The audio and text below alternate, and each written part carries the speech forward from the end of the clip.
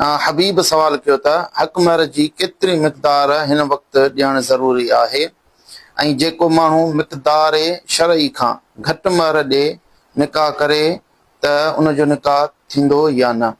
पहिरें सवाल जो जवाबु इहो आहे त घटि में घटि जेका महर आहे शरीयत मुक़ररु कई असां अनाफ वटि उहा 10 दिरहम आहे ऐं 10 दिरहम तक़रीबन पंहिंजो 2 तोला ऐं 7 माशा थियनि था। इन करे तक़रीबन जेकॾहिं हिन तारीख़ जे एतबार सां उनजी रक़म लॻाइजे त उहा घटि वधि मोहम्मद जत उहो त चए त साईं कुझु पैसा कंहिंखे ॾिजनि त छा इहो व्याज थींदो। पैसा ॾियणु यानी कर्ज़ ॾियणु इहो हिकु सुठो अमल आहे ऐं हुज़ूर नबी करीम सल्लल्लाहु अलैहि वसल्लम जो फरमान आलीशान जो मफ़हूम इहो आहे त कर्ज़ ॾियणु सदके खां बि वधीक अजर जो बाइस आहे। इन करे कर्ज़ ॾियणु इहा महबूबन करीम सल्लल्लाहु अलैहि वसल्लम जी सुन्नत आहे। इन करे इन में ॾियणु वठणु जाइज़ आहे, इन में व्याज न आहे। अलबत्ता एतिरो आहे त जेकॾहिं कंहिंखे कर्ज़ ॾिए थो ऐं उन खां वधीक पैसा वठण जो शर्त लॻाए थो, मसलन कंहिंखे चए थो, सवाल कयो आहे हिम्मत अली बलोच, उहो त चए थो साईं तड़ जी हालत में मस्जिद में वेही सघिजे थो या न। बिस्मिल्लाहिर रहमानिर रहीम। गुस्ल जी हालत जे अंदरि मस्जिद में दाख़िल थियणु नाजाइज़ आहे ऐं हराम आहे।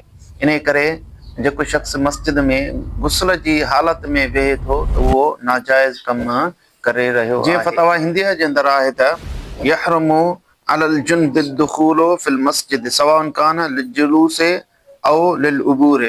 तड़ वारे जो मस्जिद में दाख़िल थियणु हराम आहे, पोइ चाहे उहो मस्जिद में वेहण जे लाइ दाख़िल थियो आहे या हाफ़िज़ नसरुल्लाह कादरी, उहो त चए त अस्सलामु अलैकुम रहमतुल्लाहि व बरकातहू। सवाल आहे त बैंक मां लोन वठी उम्रो करणु जाइज़ आहे या न। बैंक मां लोन इहो व्याज आहे ऐं व्याज खणी करे उम्रो करणु बिल्कुलु नाजाइज़ ऐं हराम आहे। इन करे इहो कमु करणु बहितर न आहे, बल्कि इन खां बचणु बहितर आहे। सवाल कयो आहे असद अली, उहो त चए त साईं अर्ज़ु आहे त रोज़े में जिस्म जा वार कटण सां रत निकिरी पए त पोइ उन लाइ शरीयत पाक में कहिड़ो हुकुम आहे। बिस्मिल्लाहिर रहमानिर रहीम। रोज़े जे दौरान पंहिंजे जिस्म जा वार जेके गैर ज़रूरी आहिनि कटे सघजनि था ऐं उन दौरान जेकॾहिं टुके सां रत निकिरी थो पए त रोज़े ते को बि असर न पवंदो। इन जो दलील इहो आहे त हुज़ूर नबी करीम सल्लल्लाहु अलैहि वसल्लम रोज़े जे दौरान सिंगी हणाईंदा हुया। सिंगी चइबो आहे त पंहिंजे जिस्म जा रत कढणु। जीअं बुखारी शरीफ़ जे अंदरि हदीस